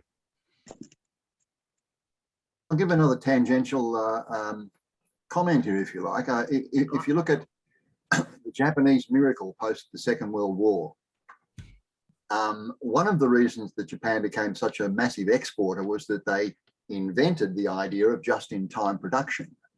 Now, which simply reduced the amount of stocks that they had to hold to produce things. And that traveled all the way through the manufacturing chain and eventually became a worldwide phenomenon. Now, at the moment, of course, with supply chain interruptions, et cetera, it might not seem a smart thing. But I would suggest that that's an example of the creative input of the community to help develop a better system for all that eventually went worldwide. Mm-hmm. I mean, it's not the be all and end all of everything, as I say, with supply chain problems the way they are now. It shows you immediately that everything is sort of interdependent. And, you know, when you get an interruption, it can be absolutely catastrophic, et cetera, et cetera. But it was a more efficient use of resources, and it enabled the growth of the Japanese economy to become, you know, one of the dominant economies in a relatively short period of time after the Second World War. Right. It's just an example of creative input. Yeah.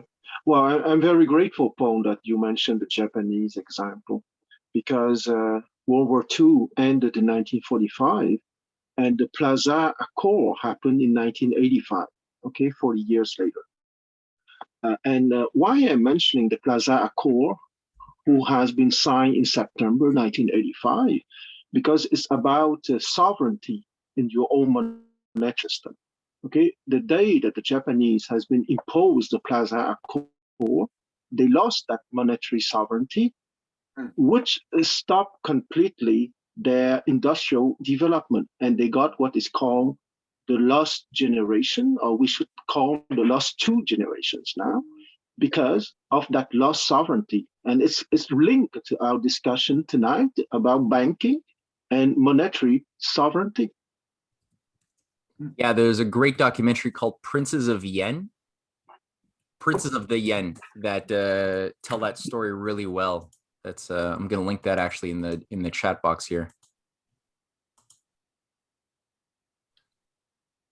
Never mind, it's been taken down. Shoot. All right. Well, really, it has been taken down.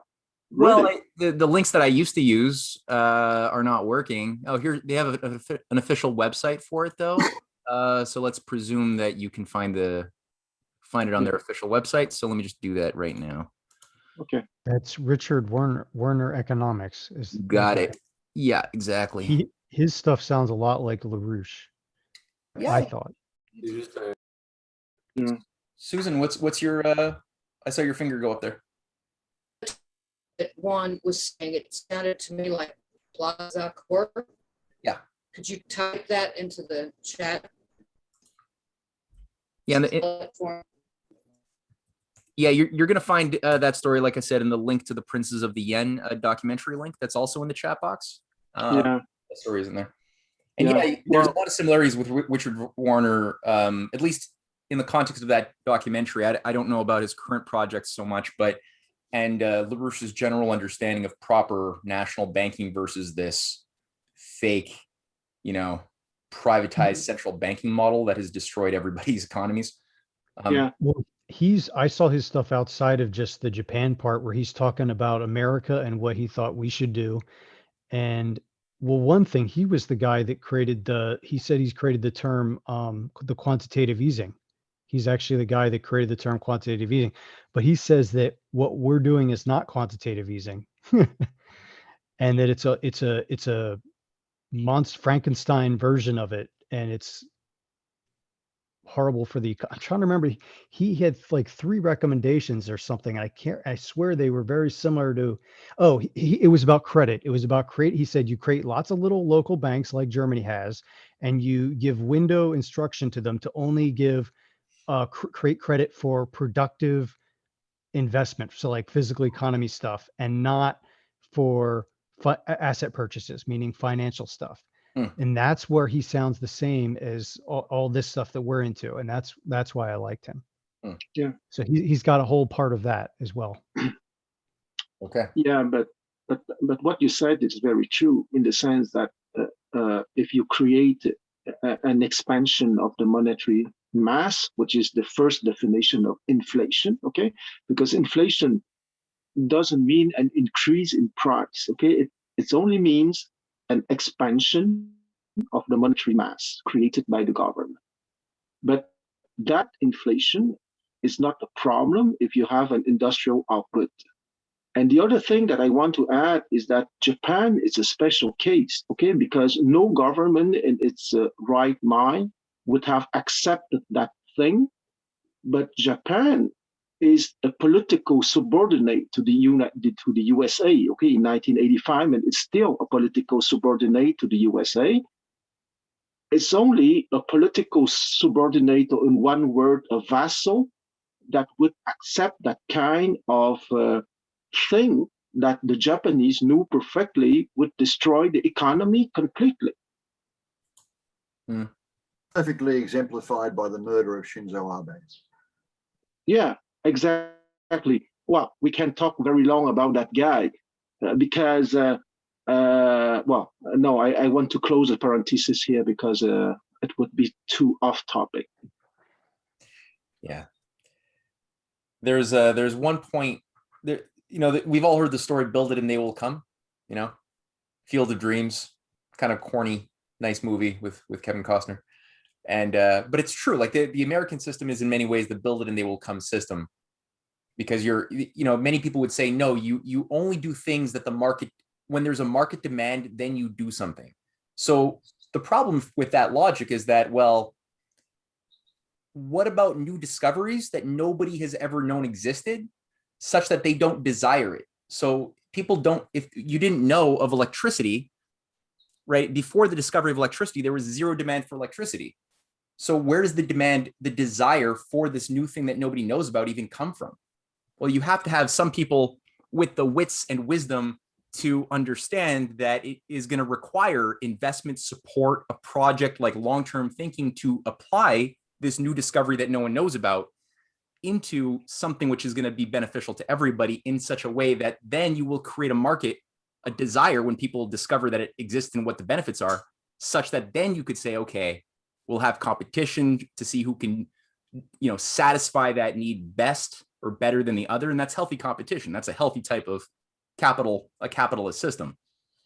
But again, it's like you have to build it first. That requires a national, elected representative government, ideally, or at least a government actually representing the interests of the people in an honest way, authentically, that could then initiate a big project. And then, there's a reciprocation between the individual freedom and spontaneity of the individual entrepreneurs and the nation as a whole that they're all parts of, and how that plays back and forth. Yeah. So once again, the keyword sovereignty, personal sovereignty, national sovereignty, and a space where sovereigns are meeting each other. Yeah. Yeah, there's not just one sovereign. Everybody's got to be considered sovereign. It's not just one monarch. Yes.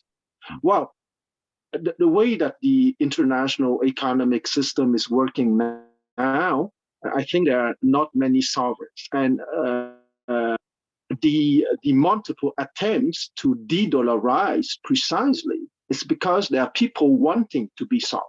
Yeah, exactly.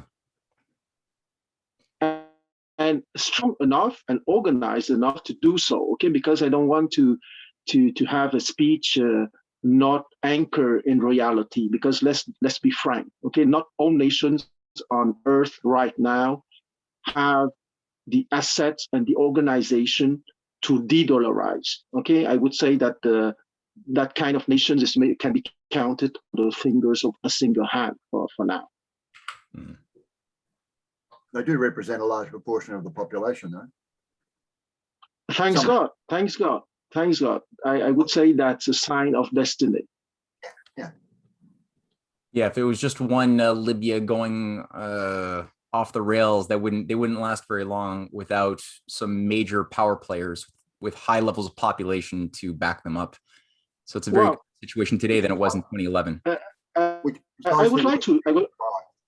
I would like to give a small tribute to Omar Gaddafi, or I think in English you pronounce Gaddafi, like a G. But he precisely wanted to de-dollarize, but even if he had good intentions, he overestimated himself a little bit at the time, and he paid a dear price. But the intention was good, but he was not prepared. Yep. Good comment, Kwan. Well, that's my small tribute to Omar Gaddafi tonight. I made the quick comment that the reason Syria still survives as a nation in its own right is because of the backing of the Russians.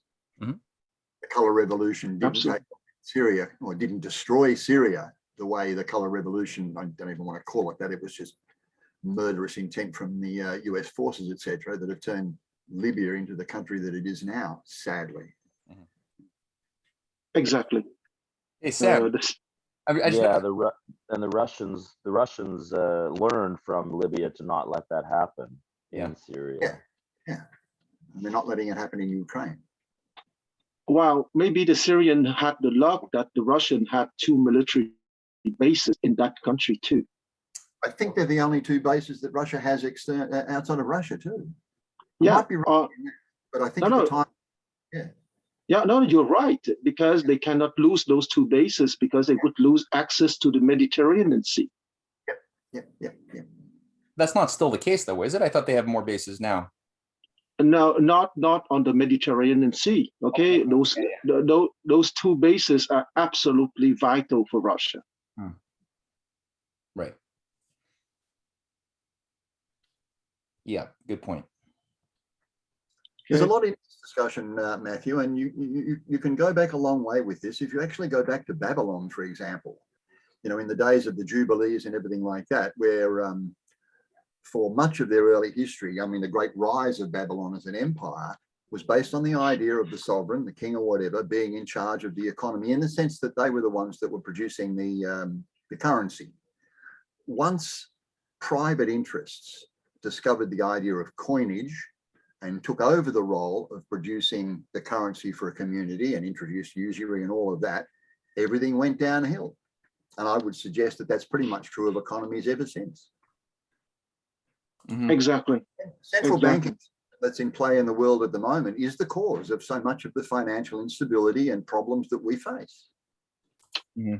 Well, Paul, you're at the heart of the Larouche hypothesis in terms of universal history. Look, either you have the lineage of true kings or you have the oligarchs. Yeah, look, I've got to confess here, I don't know that much about Lyndon LaRouche's writings, and I confess that 10 years ago when I first began my online adventures and discoveries, etc., there was a lot of stuff that I saw suggesting that Lyndon LaRouche was a white supremacist or whatever, a lot of negative stuff. So I kind of avoided looking at it for that reason. I mean, I've come to a very, very different conclusion since, and not just because of Matthew's work, but other reasons.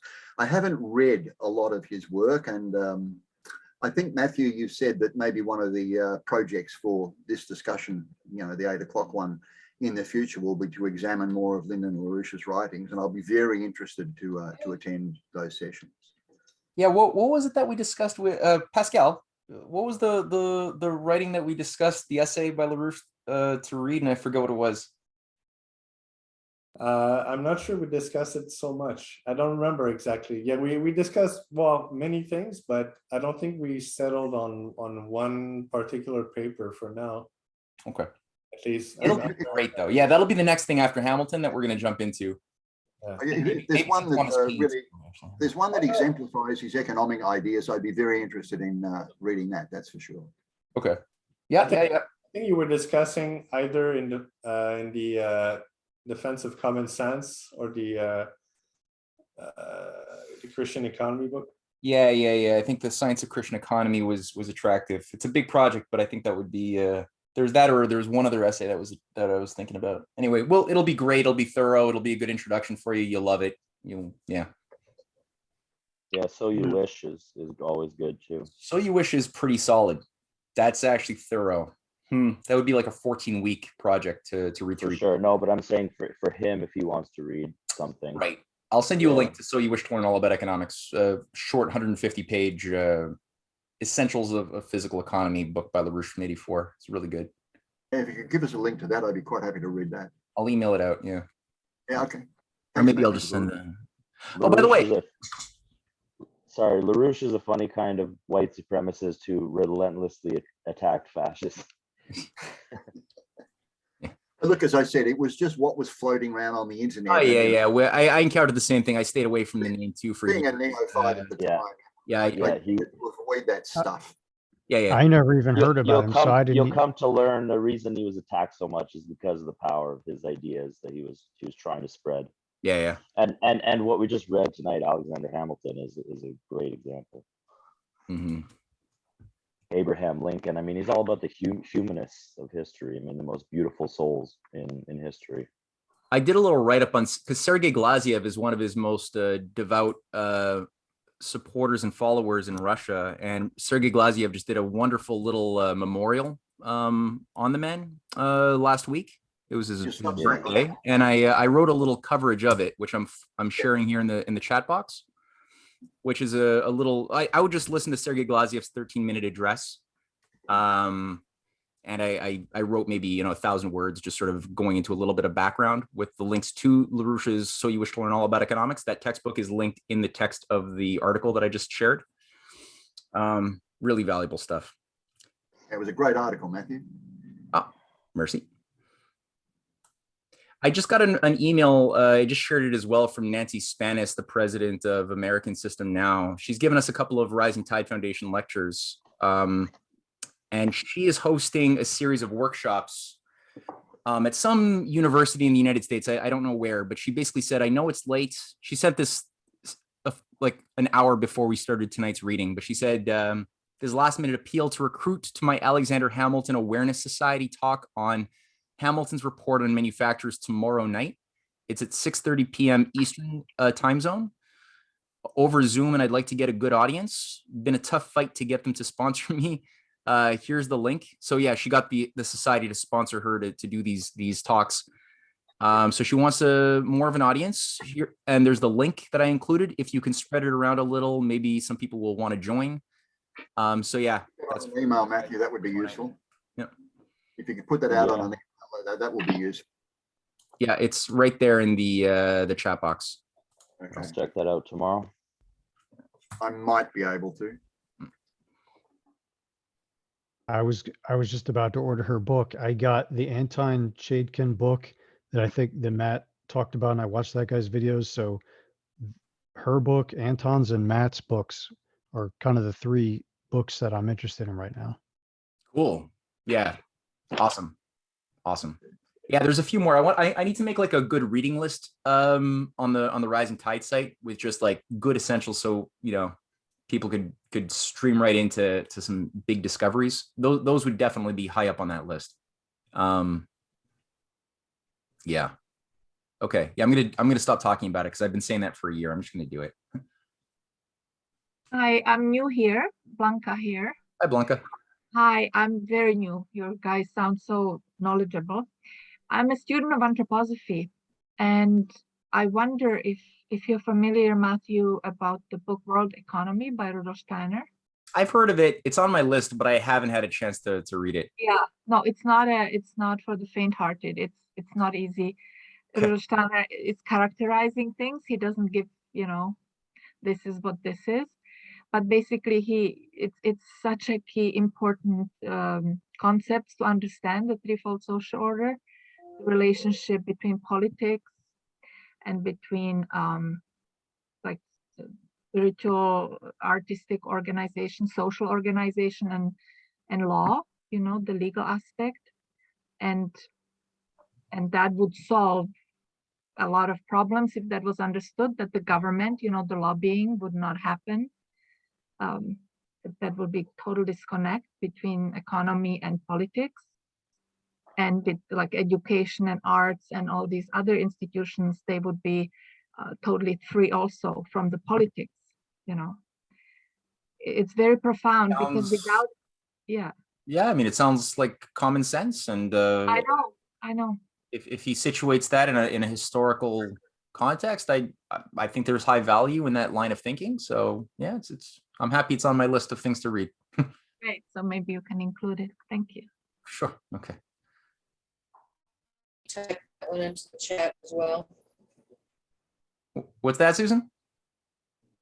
Can you type that one into the chat as well? Oh yeah. Hey Blanca, if you want to pop that in the chat, go for it. It says chat is disabled. It really does? No. Yeah. It just got disabled in the last few minutes or something. Yeah, Oh, it did. you know why? It's because I scheduled this Zoom call for 2 hours, and we've now passed the 2-hour mark. Oh, okay. And I don't know how to reactivate it. That sucks. Are you meeting again? Yeah, we're gonna meet again next Wednesday. We're gonna continue reading Hamilton next Wednesday. Okay, it's fantastic. So Yeah. then I can send a link to Rudolf Steiner archives, and there's all kinds of lectures, but this one is there. Okay. It's really fascinating. Yeah. What was the name again? The It's author. called World Economy, and Rudolf Steiner is the author. Okay. And it's completely, without understanding that, I think there's always some good aspects from different authors and different modalities, ways of thinking. But without putting these three realms in the culture together in the right relationship, I don't think it would work. Mm-hmm. Yeah, culture is key. Culture is key. So this is Jolie. Hey, Julie.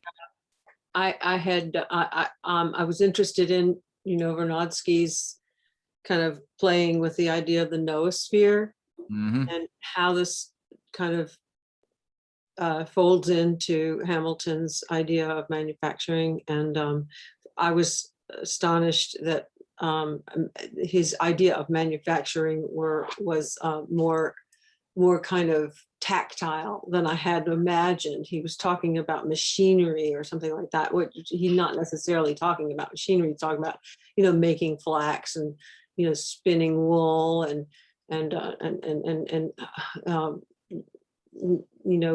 getting boards from trees and things that are very, very kind of,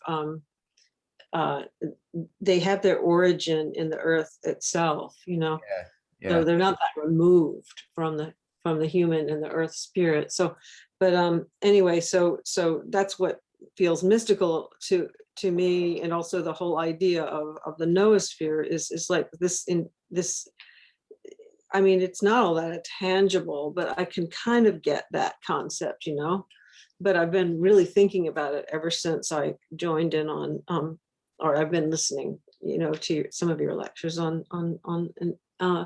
so yeah. So could you talk a little bit about that right now? Yeah, of course. No, that's a great insight you just had there. And I agree with you completely. And, I as well, I would always hear the term industry and you think of cold, like, the movie by Fritz Lang, Metropolis, like human automatons marching into the factory, marching out of the factory, very cold, mechanical. And of course, that's like the Charles Dickens satire. Like what Charles Dickens is attacking is that abuse of automation. Of course, that's a problem, like, anything to excess.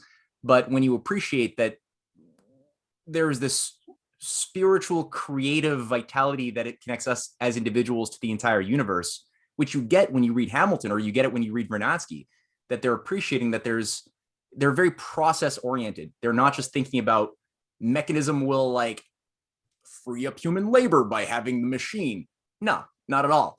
They're really appreciating the insight and the technical knowledge and the creative spirit of discovery that is associated with the creation of each of the new fields of knowledge that express themselves in new forms of technology that have, a transformative effect on the entire process, the contours of the system as a human body, almost like you can think of the system as a living, evolving, creative body with parts that all have to work together and be harmonized, just like our body. You know, our heart can't be too big or too small, or else it doesn't do the work to balance out the functioning of our liver, our other organs. Everything has to have a certain natural proportionality to itself, right? And the metabolic power that transforms matter into energy that allows us to do work. It's kind of like the function of the energy systems that sustain your society. And the only difference is, while our bodies definitely have a minimum, like a moment at the beginning and a moment at the end, right? Whereas our spirit goes on beyond. The human economy, it doesn't have that same type of constraint. It could feasibly be, there's no necessary endpoint to how much you can self-perfect as a society. You don't necessarily have to peter out. You could if you're stupid, or you allow stupid ideas to govern you, sure, but it doesn't have to happen. You could have wisdom if your society is being cultured to discover its founding, you know, its causal principles that have given birth to the best of its history, which Hamilton definitely does, and so does Vernadsky. And the idea of the rhythms, the cycles that you get in the language that Hamilton uses, and that credit has to be a power of good, while he acknowledges it could also be a power of bad, depending on the wisdom or folly that is activating or using this power to do good or bad, right? It's all about intention. So you get that there. You get that with Vernadsky, when Vernadsky talks about the increasing biogenic migration of atoms that cycle through the biosphere, and how the flow of evolution is geared towards the increased cycling of biogenic material, as well as the transformation of matter into energy as new, more advanced species come online that didn't exist before. Mammals are burning more of their food into energy than a reptile is, but a reptile has less sovereignty. Its body, you know, when it gets too cold, the reptile doesn't move. A mammal, which came online later in the evolutionary scheme of things, has much more mobility, much more internal heating, more internal sovereignty than a reptile does, but it burns more energy, more economic investment has to go into maintaining the system's rhythms. But as a whole, each one plays a part that's useful in a whole. So both of them think on those same lines. It's really nice. Well, that's an amazing expansion of an idea that I think has, for me, has compacted to the degree of invisibility almost. And this is almost like expanding a vessel, a possibility for, it's like, instead of drawing this section of possibility of having an idea in this sector, it's actually, for me, and so I'm thanking you very much, actually, and everybody here, actually, who has been chiming in is really, I mean, I'm kind of, I'm very grateful, because it's like I didn't really realize that these ideas were, I didn't realize that one could put a voice to them, actually. So I'm feeling like a baby, like a baby who's understanding concepts but cannot speak, and yet I'm very excited because I didn't realize that this was a thing, but I've always known somewhere within me that was a thing, but no one's ever talked about it before. So thanks. Great. Thank you, We've Joe. we've all been there. We know what you're saying. Yeah, absolutely. No, it's beautifully said, actually. I thank you very much for saying that. And by the way, I just shared Sam, who you just heard right there. Sam Lebriere did a wonderful class on Vernadsky, LaRouche, and the American System. I would say this essential viewing. Now that you're on this path, the link is in the chat box. I would save that as a bookmark, and throughout the week try to check it out. It's really good. Sure, thank you.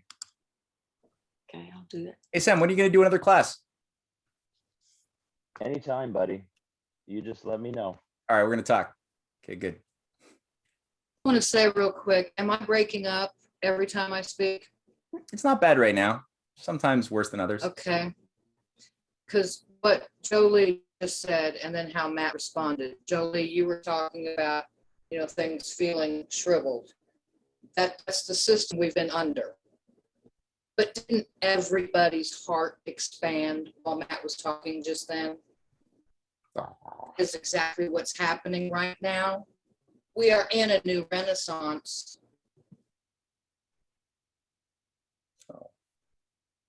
It's happening. Age of Aquarius. It was kind of cutting out there, but I heard a new renaissance is happening. Most importantly, she pointed out that her heart expanded as I spoke. Eh?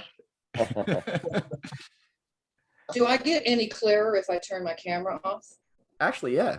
Huh. Yeah. Everything I have heard from the Rising Tide Foundation expands your mind, expands your heart along with it. Yeah. So I'm going to save that and just clip it out and use it as a little promotional video. I hope you don't mind that, Susan. I'd like to call it scientific spirituality. Yeah, there's a good description. That's cool. Yeah, humanist science. Yeah. That's pretty well said. Well, yeah, I think that's a great, positive, edifying way to cap off our night tonight. Guys, this is always a pleasure. I love these Wednesday night readings. And yeah, we're going to just continue on. We're going to get through this thing by probably it's going to be 2 more weeks. And then we'll have some good stuff to follow up on. So I think next week, next Sunday, for those interested, is Christopher Fogarty, who's an author, a historian. He's written a book on Ireland versus Malthus, and that'll be the topic of his lecture on 2 p.m. Sunday. Nice. Sucks for Paul Metcote. That's going to be in the middle of the night in Australia, but it'll be recorded. And yeah, that'll be a fun conversation. So hope to see you guys there. And otherwise, I'll see you on Wednesday night. I'll call you later, Sam. No See you problem. later, Good night. Bye. Oh. Hey, Martin Seif was on. Huh. Bye, Marty.